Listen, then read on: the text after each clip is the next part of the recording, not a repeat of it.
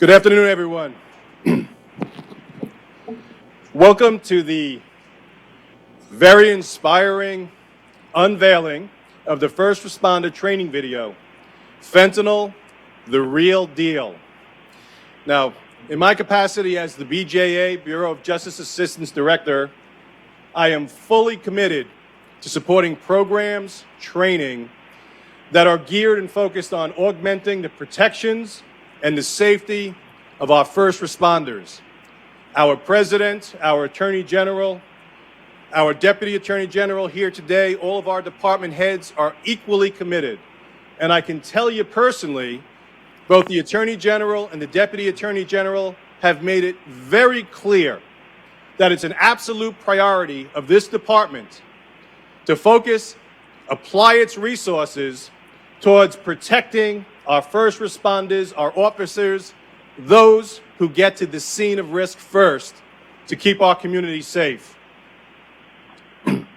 Now, this video seeks to further inform on the risks associated with fentanyl exposure. And I'm sure you're all familiar with the potential harm, the lethal impact of being exposed to that poison.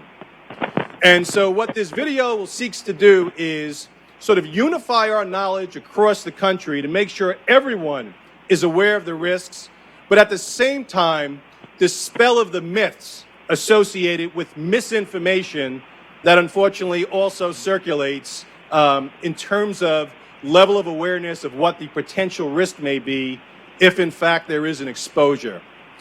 Now, I am personally inspired by this video, but I'm also very inspired by the collaborative working effort of the Federal Interagency Working Group. They've done a phenomenal job putting this together. I recognize the working group in terms of building the content for this video, CBP for doing an outstanding job with the production, and NSC with their leadership on the working group. It's outstanding. These things don't happen on their own. And getting everyone to work together to keep our first responders safe is inspiring. For me personally, as a former 9/11 first responder, I very much appreciate the value of this training video. Back in the day, first responders at 9/11, we didn't have the real deal. You know, and what I thought of, what we had was, in effect, we had a dust mask and we had a lot of misinformation about the potential hazards associated with our toxin exposure. And today I wear with pride a bracelet that remembers Sergeant Ned Thompson, NYPD, who was a first responder on 9/11 and unfortunately passed in 2008 as a result of lung cancer. And Sergeant Thompson was a true hero. And I think one of the last things he said was he wouldn't hesitate to do it again. But now, our current first responders can now access this training video, make sure they are aware of the risks, make sure we give a little bit more thought so it's not rumor that dictates how we do business. It's fact, it's science, it's credible information. So with that, we're honored to have the Deputy Attorney General here, the Acting Principal Deputy Laura Rogers, and other distinguished guests. I see our first responders, many chiefs are here, our national leaders in the national law enforcement groups and supporting cast. It's outstanding to have you all here today. So now it's my privilege to introduce Laura Rogers, who is the Acting Principal Deputy Assistant Attorney General. And Laura also, by way of background, is a former prosecutor. And as a former prosecutor, she completely embraces the importance of this video, the importance of keeping our first responders safe. Laura?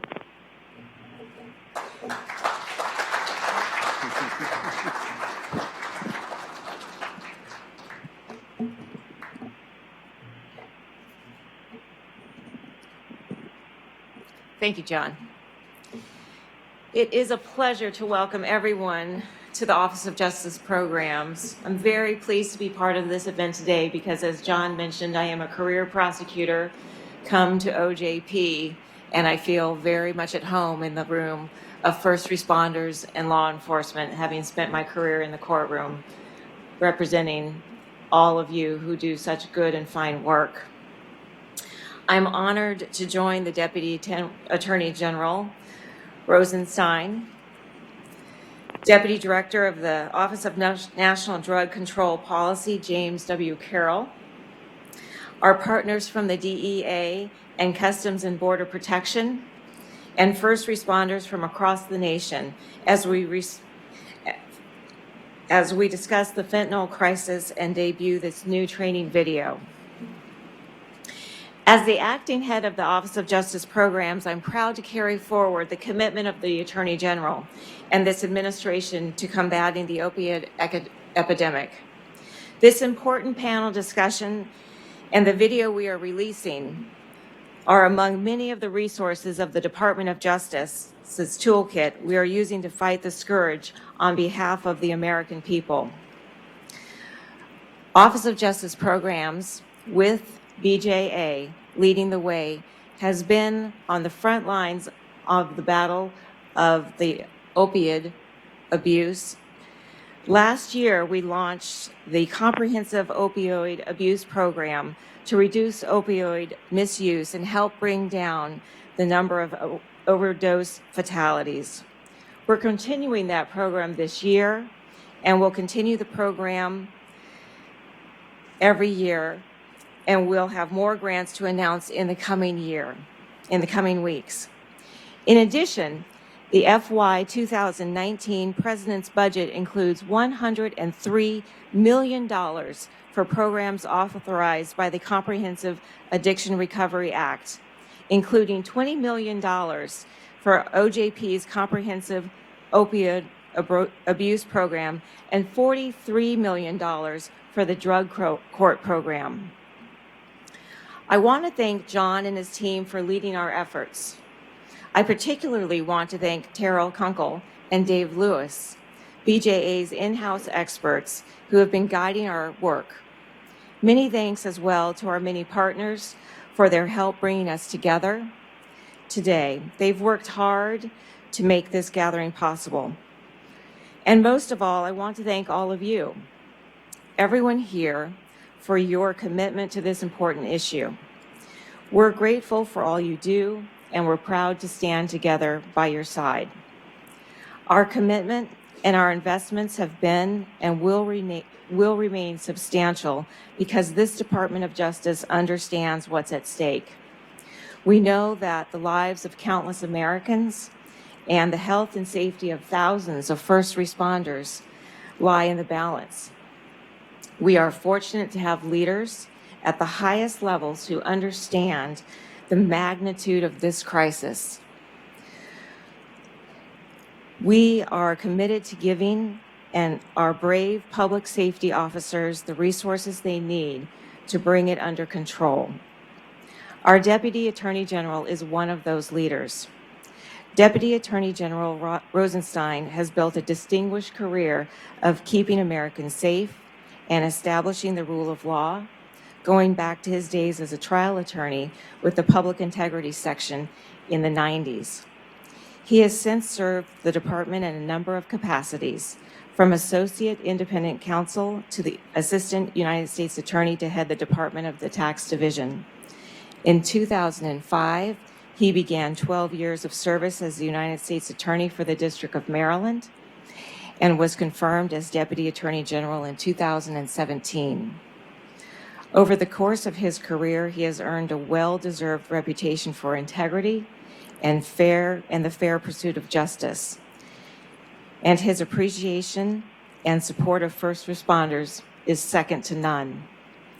It's an honor to have him with us today. I hope you'll join me in giving a warm welcome to our 37th Attorney General, Rod Rosenstein.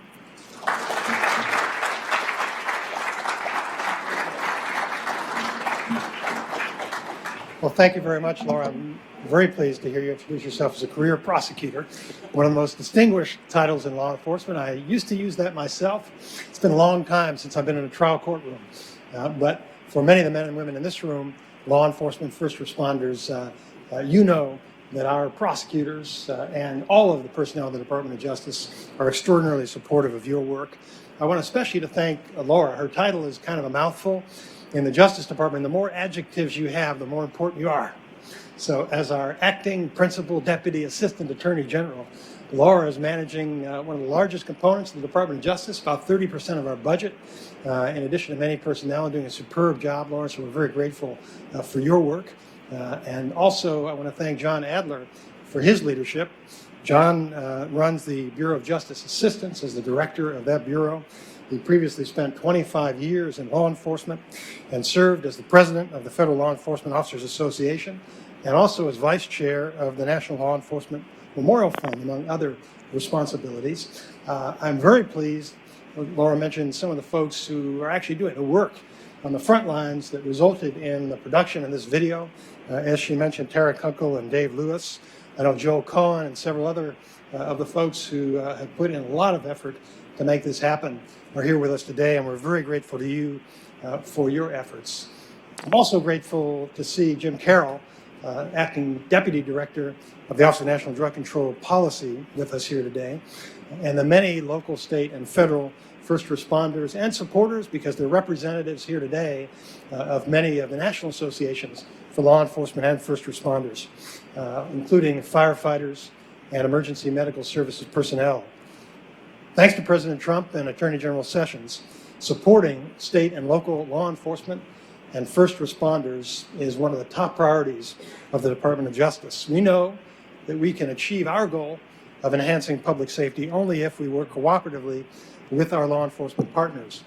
And Director Carroll and I just yesterday met with the President, with Kellyanne Conway, with other White House officials, and the number one item on the agenda was this challenge that we face of the trend in opioid overdose deaths throughout the country. You all are familiar with the numbers. We had 72,000 Americans lose their lives to drug overdose deaths in 2017. About 2/3 of those deaths were attributable to opioid drugs. And a large proportion of that, much of the surge in drug overdose deaths, is attributable to fentanyl, which is a very dangerous synthetic opioid for the sense of danger, not only to users, but to first responders. And that's what's motivated us to launch this initiative today. We know that while drug overdose deaths surged over the past 5 years, federal drug enforcement actually decreased. And we have turned that around under Attorney General Sessions' leadership, and with the support of the President, we are devoting federal law enforcement resources to the challenge of fighting back against that opioid overdose epidemic. It's not just about law enforcement. We're pursuing a whole of government approach, but from the Department of Justice perspective, we're devoting the resources that you need on the front lines so that we can support you in bringing greater safety to the American public. Now, we know the challenges that you face on the front lines. Police officers never know what kind of dangers the next call may bring. That makes the job stressful for you as well as for your families. And the President, the Attorney General, and the entire Department of Justice understand the tremendous risks that you face. We know that we need to help you stay on offense against the criminal gangs that profit from others' misery and that make the streets unsafe in too many American cities. Reducing violent crime and drug abuse, therefore, are the top priorities for this administration. We are devoting those additional resources I mentioned to achieve those goals. In June, the Attorney General announced the largest surge in federal prosecutors in decades. We are hiring more than 300 new assistant U.S. attorneys throughout the country, and we are empowering those prosecutors to make an impact. In 2013, the Department of Justice adopted a policy that restricted prosecutors from pursuing sentence enhancements for some drug traffickers. The beneficiaries of that policy were not required to accept responsibility or to cooperate with law enforcement authorities. The total number of drug dealers charged by the Department of Justice annually in federal court fell from about 30,000 to just 20,000. And during that same period of time, drug-related deaths surged from about 40,000 to the 72,000 we faced last year. In response to that epidemic, the Attorney General authorized federal prosecutors to return to the traditional policy of charging drug traffickers for the most serious, readily provable offense that they committed, unless an exception is justified. Thank you. We know what that means to our prosecutors and police on the front lines. That's not a new idea. That's actually a policy first adopted in the Department of Justice in the Carter administration. So it's been around for a very long time, and we've returned to it because we know that our prosecutors and our police officers need our help to incapacitate those drug traffickers, to dismantle criminal organizations, and make sure that we deter others from following in their footsteps. But law enforcement is not just about being tough with criminals. It's also about being compassionate to people in need. In April, I saw this firsthand. I was in Chicago, and two members of my security detail, Deputy U.S. Marshals, came across a young woman who had passed out and was unconscious in the hallway of a hotel. Now, they didn't know it at the time, but she had overdosed on fentanyl. It's an experience many of our law enforcement officers face day in and day out. One of those deputies started CPR, while the other deputy called for help. Now, they were able to keep that victim alive until emergency services personnel arrived, administered naloxone, and saved her life. The officer who performed CPR on that unconscious stranger was checked at a hospital, and thankfully, he received a clean bill of health. But we know that for those of you in that situation, you have to worry not just about the drug abuser, but about the potential impact on yourselves and your families. Those officers did not know at the time what kind of drugs that woman had taken. They did not know whether they were putting themselves at risk. Such encounters with drug trafficking victims may be as stressful for the officers and their families as it is to encounter violent criminals on the streets. So the Department of Justice is committed to helping officers stay safe by providing facts and advice about how to avoid the harm that can come from exposure to dangerous drugs such as fentanyl. Last year, preliminary data show that 29,000 Americans were killed by synthetic opioids. That's a six-fold increase over 4 years. And as I mentioned, much of the overall increase in drug overdose deaths can be attributed specifically to the surge of fentanyl, which we know is being imported largely from China, much of it through Mexico. And we need to do everything we can, not just to prosecute domestic traffickers, but to work with our foreign partners to try to stem the supply of these dangerous drugs. And we know that if proper safeguards are not taken, these drugs can endanger officers who encounter even small quantities. These drugs, fentanyl and other synthetic opioids, pose serious and potentially fatal risks if they are inhaled or if they come into contact with the eyes or the mouth. So it's important for us to educate everyone about the practices that you should follow to minimize the risks of contact with fentanyl and other synthetic opioids and to avoid serious health risks in the event of an accidental exposure. That's what the video that we're releasing today is about, providing facts and highlighting steps that first responders in the field can take to minimize the dangers of exposure to synthetic opioids. And we're grateful to the FBI, the DEA, and the Bureau of Justice Assistance for collaborating with CBP and others to produce this video and to ensure that guidance that we provide serves the needs of law enforcement officers and fire and EMS personnel. We're grateful to our colleagues in the Department of Homeland Security and the Department of Health and Human Services who contributed significant expertise to this effort.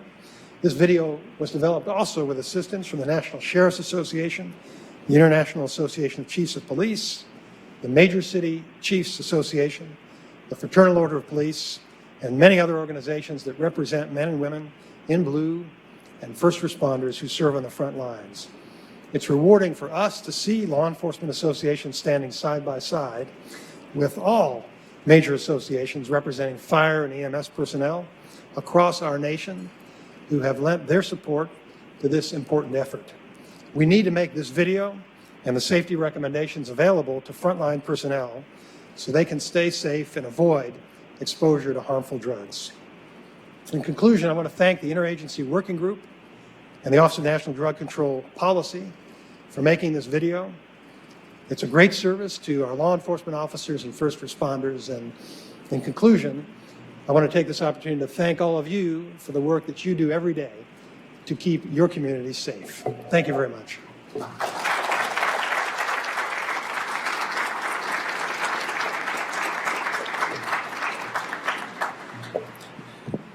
Thank you very much, Deputy Attorney General.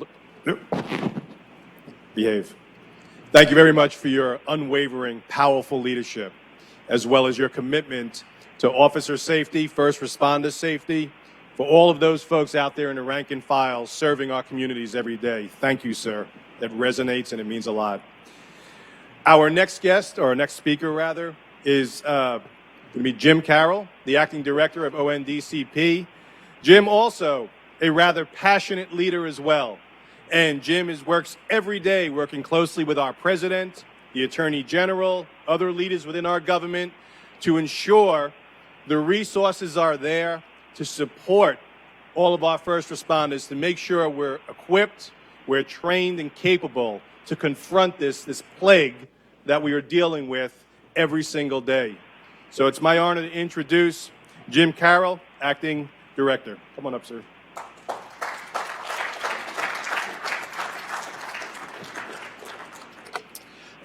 Thank you, Director Adler. Thank you all very much for being here today.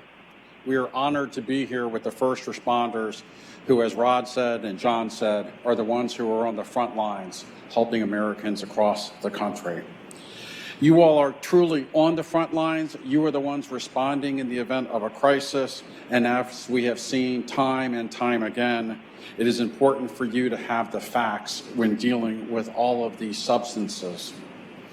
Fentanyl, carfentanil, other substances, as the Deputy Attorney General said, primarily coming in from overseas, from Asia, are playing a major role in the overdose deaths of so many Americans.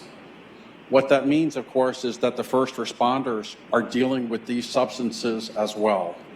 That's why President Trump has committed, as well as the President's Commission on Combating Drug Addiction and the Opioid Crisis, recommended creating science-based guidelines in its report last November. As a result, 10 federal agencies, 24 non-governmental partners, as well as so many first responders across the country came together to create the safety video that you're about to see.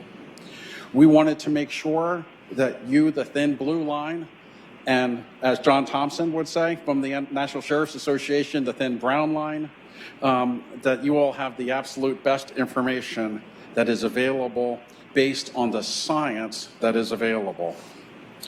We decided to create this as a roll call video to make sure that the awareness of this dangerous drug is spread across the country. I would like to thank our numerous colleagues, as the Deputy Attorney General said, and the partners who made this video possible. The Customs and Border Protection Agency, Joel Cohen, the National Security Council at the White House, as well as the rest of the team at the White House in the Office of National Drug Control Policy. So many of you all have been the driving force behind this video. I would also like to thank the West Virginia Charlestown Police Department and Berkeley County Emergency Ambulance Authority for playing an important role in the production. I also see in the crowd today members of the Alexandria Police Department, where I grew up. I'd like to thank you for the speeding ticket I got when I was 17. Since I'm not under oath, I obey the law. I've never broken the speed limit since then. As you'll see in all seriousness, you'll see the video in a moment, and I think you'll agree that it is actually proof that when we work together, we can accomplish great things. As you all are aware, working together is one of President Trump's key initiatives. He cares deeply about addressing this crisis. He wants to make sure that people can access addiction treatment and can also, as with the Attorney General's help, the Deputy Attorney Generals and the other law enforcement officials across the country, that we can bring drug traffickers to justice. And today's video will help play a role in this. As the Deputy Attorney General said, this Attorney General, in the conversations I've had with him, with Rod, there is a laser focus at this point on cracking down on the opioids that are flowing into our country and cracking down on the illegal online pharmacies and dark web sales. That is the way that so much of the drugs that are moving in this country. So along with our many colleagues at the Department of Justice, including the FBI and DEA, so many U.S. attorneys across the country, our colleagues at CBP, FDA, the United States Coast Guard, and the United States Postal Inspection Service, who is here today, our state and local first responders, law enforcement. You are reducing the flow of fentanyl into our country. Thank you very much for being here. We would like to turn this crisis around, and with your help, we are doing that. I would now like to introduce the video. We are calling it Fentanyl, the Real Deal, because it is designed to keep first responders safe and clear up any misconceptions about handling fentanyl. This would not be possible without so many institutions, the Distance Learning Center within the Department of Justice, within the Department of Homeland Security. Because of your hard work and the exceptionally high value of this video, our nation's first responders will be better prepared. Thank you all very much.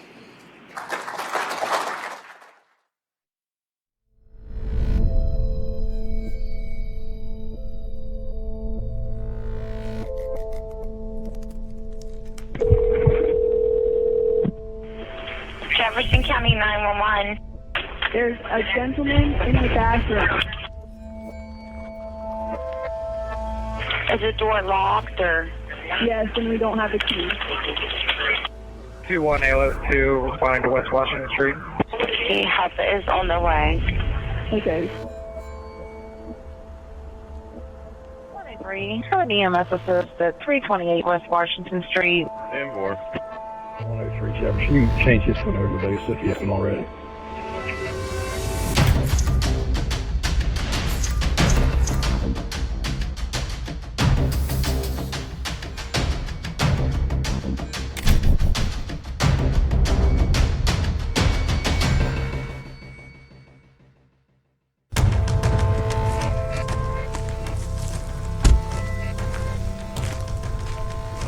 What do you want? Just give me one.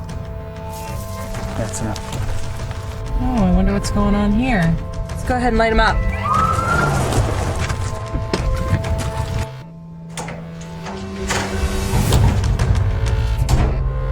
He's going out the window! Clear the room! You got a gun. Fentanyl is a synthetic opioid that's becoming more and more prevalent in the drug world. It's actually more potent than heroin or morphine, and even some of its analogs, such as carfentanil, are much more potent than that.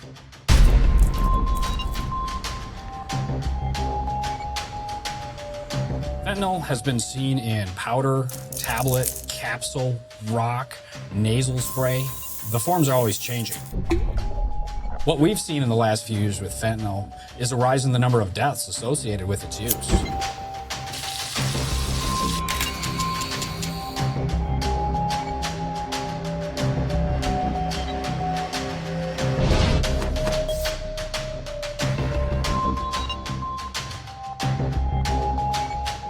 First responders are increasingly likely to encounter fentanyl in the line of duty. We want to make sure that they have the facts to keep them safe. I got this on my hands! Well, one myth is that just touching any amount of fentanyl is likely to cause severe illness or injury or even death, and that's just not true. Incidental skin contact with fentanyl. Hey man, what's going on? Fentanyl can be washed off with soap and water. Wash your hands. You'll be okay. Think? Yes. All right. You don't want to use hand sanitizer because that can actually potentially increase the absorption of fentanyl. Exposure can come in many ways: through skin contact, through the mucous membranes of your mouth, your eyes, or the most significant risk is from aerosolized airborne powder. Another myth is that PPE or personal protective equipment won't protect you from fentanyl. And the truth is that in most circumstances, it will offer a significant level of protection. And gloves will protect from the skin exposure, skin contamination of your hands. The respirator mask will prevent the inhalation of an airborne powder. Wearing eye protection can prevent the exposure through the mucous membranes of your eyes. Hey, can you check her breathing? All right. Ma'am, are you all right? Hey, can you hear me? Should someone become exposed to fentanyl, some of the signs or symptoms that you would see would be drowsiness or unresponsiveness, slow or no breathing, and then constricted or pinpoint pupils. Those are the signs or symptoms you want to look for in yourself or in your partner or in someone that you're responding to. She's not breathing. Better call EMS. 960, Hotel 16. Hotel 16, Yes, can you get EMS on the way to 301 Jasper Street, room 250? Sending EMS to 301 Jasper Street, room 250. They're on their way. If you think you've been exposed to a substance that could be fentanyl, you want to take that very seriously. You want to alert a supervisor or a buddy, tell them what you think is going on, and the first step is to prevent any further contamination. The second step is to not touch your eyes, your nose, your mouth. That way you'll prevent further exposure. Third step is to simply wash the area with soap and water. And then finally, if you think your clothes or some of your protective materials have been exposed or contaminated, you want to remove those through your standard decontamination protocols. More and more first responders are being provided with naloxone for use in the line of duty. You want to administer the naloxone per your established protocols. Naloxone is a very safe medication, and it can very rapidly and effectively reverse the effects of fentanyl, and it can be life-saving. How you feeling? Okay. Having any trouble breathing or anything? No, I did get a little on my skin accidentally. I washed it off with soap and water though, and then gloved up. Okay. Well, check your pulse real quick. Okay. The threat of fentanyl is real, but we're showing a multi-layered defense that will keep first responders safe while they do their job and keep the rest of us safe.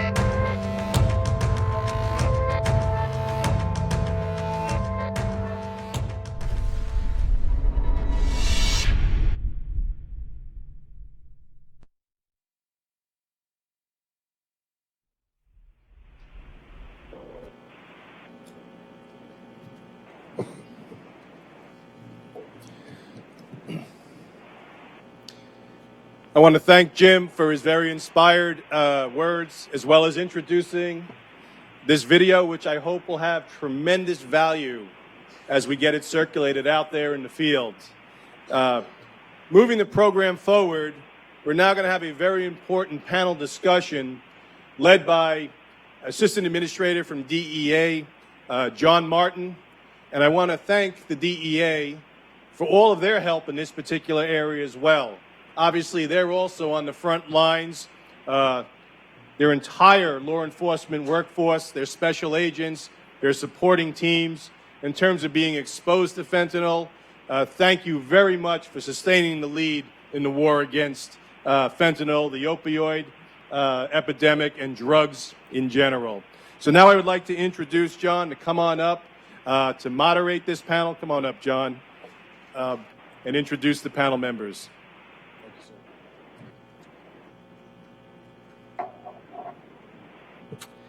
Thank you for that introduction, Director Adler, and thank you, Deputy Attorney General Rosenstein, Deputy Director Carroll, and my distinguished colleagues at the Office of Justice Programs for your leadership in this critical area. I am honored to be here today on behalf of the Drug Enforcement Administration and Acting Administrator Dillon, joining my fellow federal, state, and local law enforcement partners and first responders to get the word out about the threat of fentanyl exposure. It is imperative that we work together to protect those who keep our communities safe. As we continue to fight the opioid epidemic, it is critical that we provide every tool necessary to educate our first responders about how to protect themselves when the presence of fentanyl is suspected or encountered. The materials released today do just that. We have a number of distinguished guests with us today who represent thousands of men and women nationwide who have dedicated their lives to public service and are on the front lines of this threat. Law enforcement, firefighters, and EMS personnel. For those of you on the stage that will be on the stage here momentarily, and in the audience today, the associations that you represent, thank you. And thank you for your dedication, your service, and your continued collaborative support. If I can get the panel members up here right now. Gentlemen.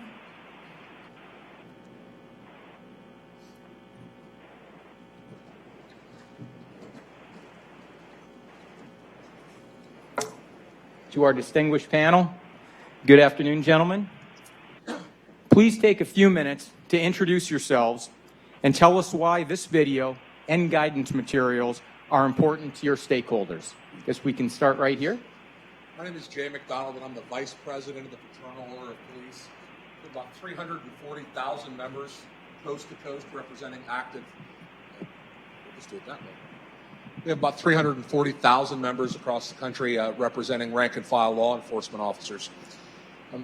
Keeping our members safe is one of the top priorities of the Fraternal Order of Police, and one of our top goals is to explain to them how they can protect themselves from a fentanyl exposure, from prevention through treatment. And so we're really looking forward to this video providing correct and accurate information to our members and allowing them to eliminate that worry of a fentanyl exposure.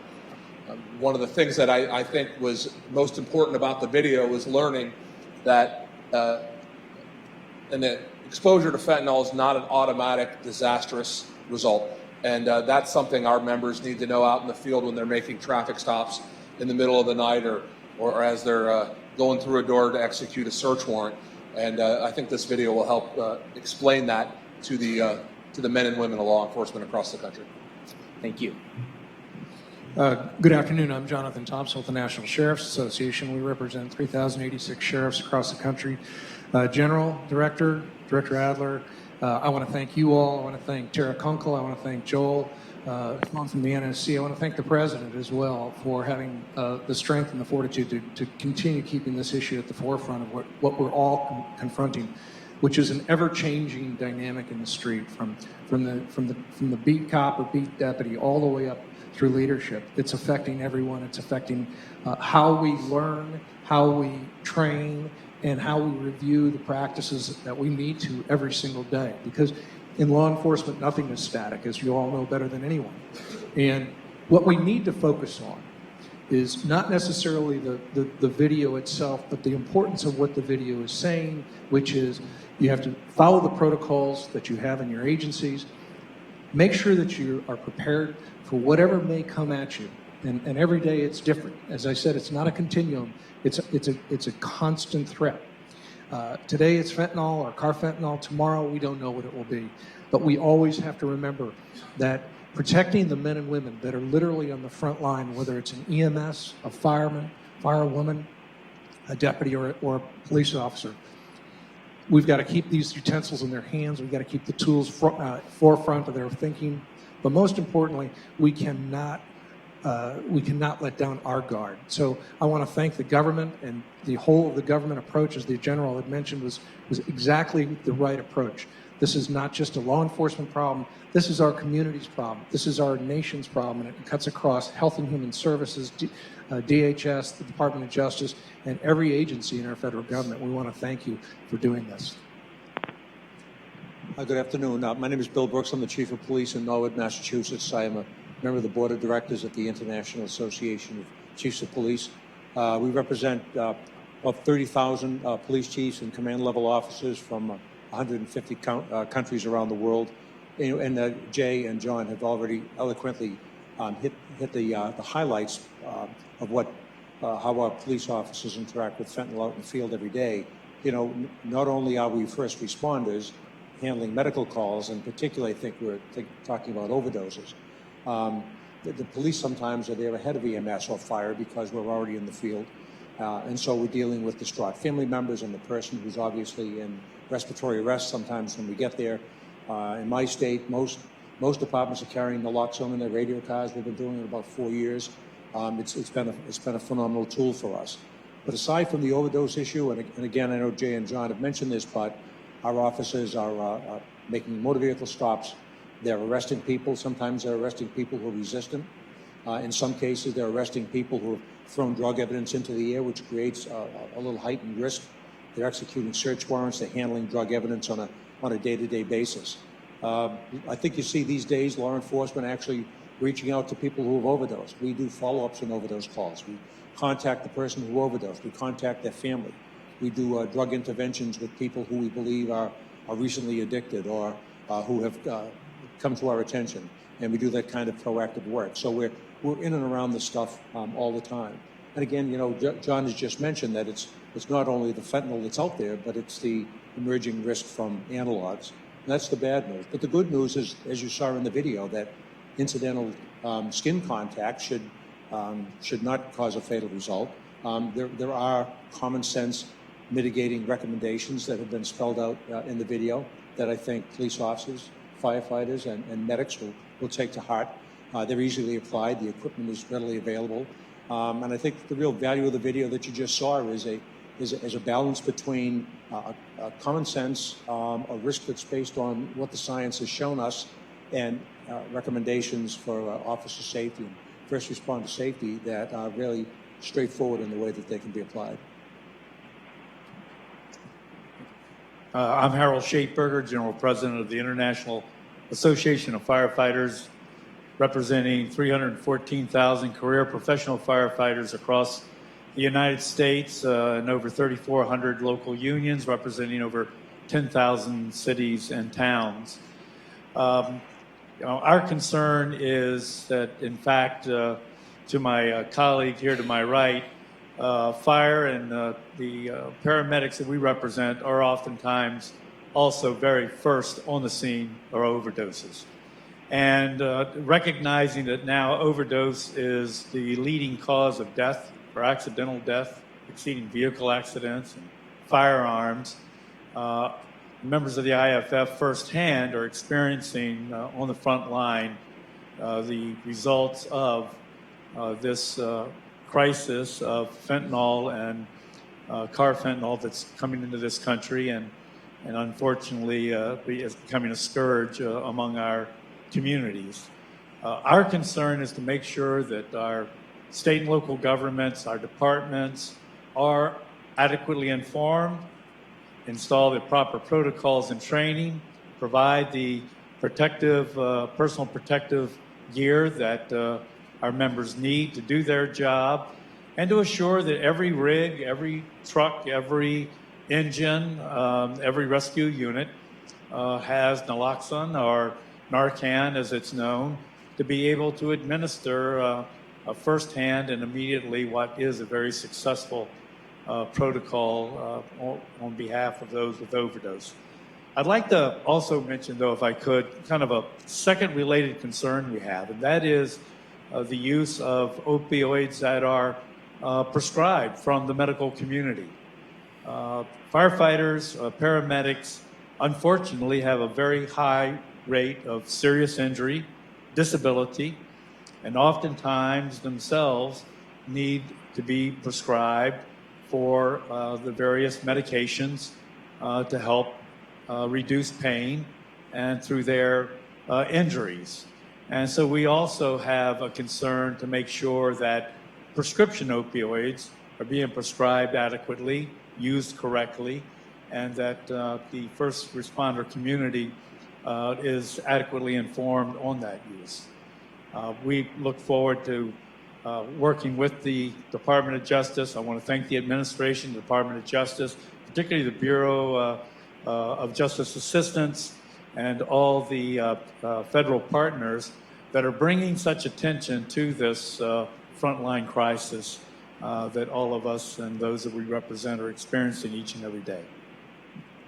Good afternoon. I'm Brian Foley. I serve as an elected director of the National Volunteer Fire Council, who represents the nation's volunteer fire and emergency medical service personnel. We represent the nation has approximately 70% volunteer emergency responders of our 1 million. And the fentanyl epidemic is a devastating crisis throughout the nation, and we want to be able to go ahead, take the fentanyl safety recommendations that were announced last year, along with the video that is announced today, pass them along to our emergency responders to go ahead and give them the best efforts, the best tools, and the resources to prevent them from coming in contact with fentanyl, as well as the synthetic opioids that are out there today. The problem with the National Emergency Response System is we've experienced an increased call volume, which is putting a strain on our volunteers. We need more personnel, we need more training, and we need more resources, including naloxone, to go ahead and to combat this disease. I'd like to point out this video and the myths are going to be able to spread that it's not going to be a problem as long as we follow our standing operating procedures, as long as we adopt the safety recommendations, and if we move forwards with the administration's strong message, and we can be able to be resilient. And lastly, I'd like to go ahead and point out I'm a volunteer firefighter and EMT in West Windsor, New Jersey. I'd like to thank Joel Cohen of the National Security Council for inviting me today, and the interagency working group, many of whom sitting over to my left that I worked with last year on the fentanyl safety recommendations. I'm Dennis Farrow. I'm the president of the National Association of Emergency Medical Technicians. And we represent a menagerie of folks of all different type of medical providers. On the front line, the tip of the spear, the people who are actually touching patients day in and day out, much like our firefighter friends that do that, and law enforcement. Our primary focus is the patient. There's nothing that kills more directly than ignorance. And that's the great thing about this particular video that's coming out, is now we have evidence-based information that can be utilized to protect ourselves. And there's nothing more important than, at least in my mind, and I think most of my colleagues, is when the end of the day occurs, being able to go home to our loved ones all whole and intact, and not in some emergency department being treated because we erred. So with that, we've trained in the National Association of EMTs almost 100,000 folks a year in our different educational courses, from trauma combat casualty care that we work with the Department of Defense, to pre-hospital trauma courses, AMLS, et cetera. So we have a menagerie of education programs that we hope to make this part of our cadre of weapons and the tool in the toolbox to be able to go out there and to work effectively and safely to take care of our community and our loved ones. Great, good afternoon. My name is Brent Myers. I'm the president of the National Association of EMS Physicians. We are 1,600 members strong, and for those that are not in the public safety sphere, we are the physicians that actually write all of the protocols that were just referenced about how to treat not only patients but first responders. Every community has one of us. You may not know it, but we do. We just recently now have become subspecialty board certified, so the House of Medicine has recognized that what happens outside the hospital walls, outside the clinic walls, is indeed a unique practice. And this is an example of that. The ability to have evidence-based guidelines around exposure is important. It is sad to report that as of now, there are as many calls for opioid overdose every day in the United States as there are for cardiac arrest, for heart attack, for stroke. It is that common. There will be 800 calls today at a minimum across the United States for opioid overdose. The nice thing to report is all of those today, almost assuredly, will not involve a significant exposure for a responder because it is difficult to have that exposure. So the problem is there's going to be that significant exposure that can occur most likely in a drug manufacturing facility and not at a single patient side.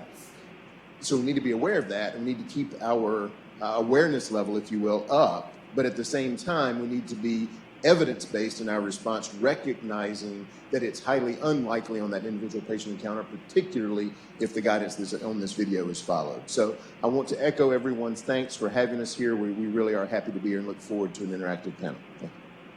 Excellent. Thank you. Next question, gentlemen. Highlight one key message or lesson from the video that you would want your stakeholder group to take away. I'd just like to add to my earlier comment that a lot of law enforcement, I'm louder, a lot of law enforcement officers had the misperception that even the slightest exposure to fentanyl or carfentanil could be disastrous to them. So knowing how to respond to that, knowing what first aid to administer and what preventive equipment to use will be the message that we push out to our members in order to help better protect them from fentanyl exposure. I would say it's preparation for being able to positively respond and be prepared for the unknown. And that, I think, the video helps us very clearly illuminate what we do know now and how we can do it better in the future and what we can do to be prepared for the future. And I guess just to follow up, I think it's the idea of achieving some balance, that the risk is perhaps not as great as it was when fentanyl was first around, but there is some risk. Understand that the nature of that risk and the level of that risk. By the same token, understand what you can do to protect yourself. Merely being in the presence of fentanyl is probably not going to harm you. We handle overdoses primarily at the homes of people who have injected it into their bloodstream. We tend not to see overdoses in the places where drug traffickers cut and package drugs, or among people who have actually performed CPR on people who have overdosed. So to that extent, the risk is probably low. There are drug traffickers that will rip open a bag of drugs and throw it into the air because that will help defeat the minimum mandatories that are weight-based. So that would be a risk. So I think education is the first part of this, and achieving balance, understand what is a risk and what is not.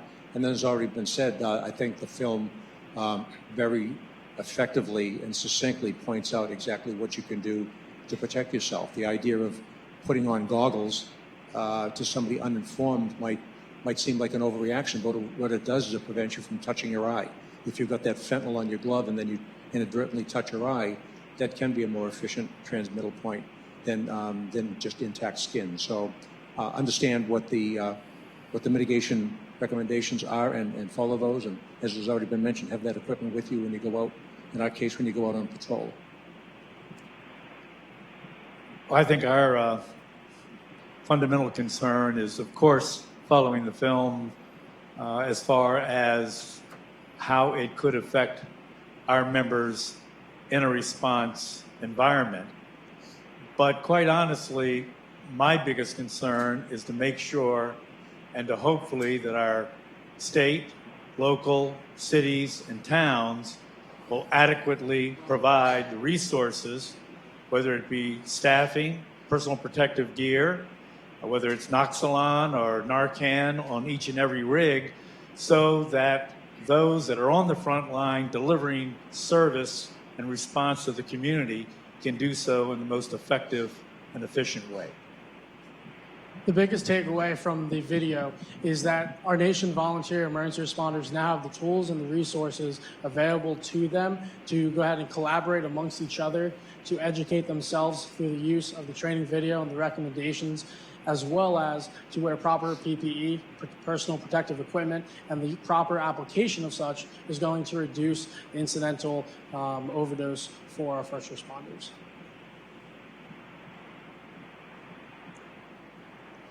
I think getting this many people to come to agreement that these are good facts and usable is one of the most commendable things I've seen happen in a while, which means we can sit down and work through issues and hopefully provide good information. The one single point that I think will save a lot of our folks is not using the alcohol-based hand cleanser. Believe it or not, families, teachers, EMS folks, all use that alcohol, which will dissolve, obviously, the material and drive that in through the skin quicker than anything else they could do. So that to me is one of the most key features of this video, is that one safety item and enhancing that and making sure people are aware of it, because that's our first go-to thing we do when we get contamination on our hands. So once again, I highly commend everyone for pulling this together. It's going to be a great tool in the toolbox to go forth and teach folks safe handling. I echo the General President from the IFF. that we have got to make sure that we have the right protective equipment and that we make sure that our folks are cared for day in and day out. And I hate to be the stereotypical physician, but yes, we just had a video that emphasized the importance of hand washing, and that's wonderful to me. The other piece to keep in mind is that the group that came together for those to help write that guidance almost a year ago included the American College of Medical Toxicology, not a group that normally enters into this sphere, but they really did an outstanding job of writing an evidence-based paper that allowed us to point to evidence to then write this guideline. So I want to give a shout out to the toxicologists that really helped us have evidence-based here. Well, thank you, gentlemen. We really appreciate your keen insights. Before we take our seats, I want to turn things over to Customs and Border Protection Canine Officer and K9 Program Manager, Officer Chris Hausman. Chris? Thank you.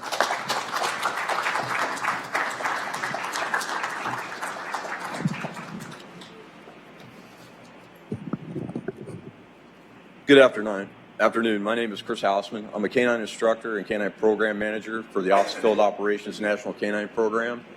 I'm waiting on my prop. He'll probably be coming through the door here any minute. We'll have a Office of Field Operations Narcotic Detection Canine team. This is Officer Stone and Canine Farrow. This canine team, Narcotic Detection Canine team, just like all OFO narcotic detection canine teams, is trained and certified to detect fentanyl. We have approximately 460 dogs right now, narcotic-wise, throughout the OFO, trained to detect narcotics. Approximately a year and a half ago, U.S. Congress asked CBP what CBP was doing to combat the opioid epidemic. OFO decided to do a double-blind study to determine if canine teams trained to detect narcotics, as currently trained, would be able to detect fentanyl. We determined at the end that we needed to train our dogs to find fentanyl.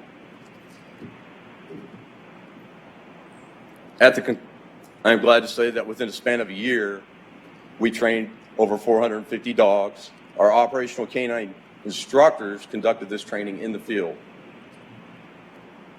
The training was completed in April of 2018, and fentanyl, like heroin, can cause an overdose within canines just like humans.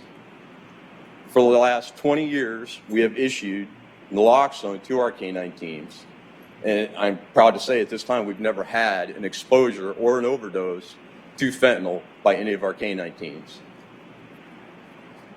It is the mission of every CBP officer to seize these narcotics and take them off the streets of our nation.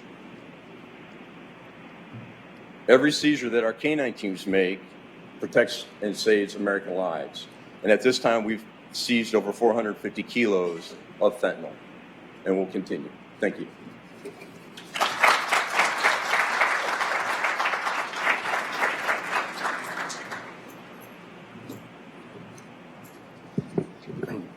I'd like to thank John first and all of our panelists who provided us with great insight and guidance and things we need to keep in mind moving forward, as well as Chris, his CB team, and of course the star of the show who just went up the steps. But thank you all for joining us today. I think, again, in summing up, what we really want to do, the message we want to get out there to our rank and file is be informed, be prepared, and be safe. God bless. Thank you.